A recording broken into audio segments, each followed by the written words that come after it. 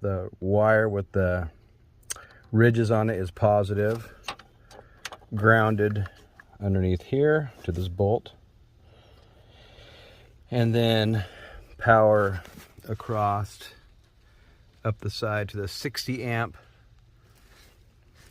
port over there, and then pulled out the switch, plugged it into a remote control,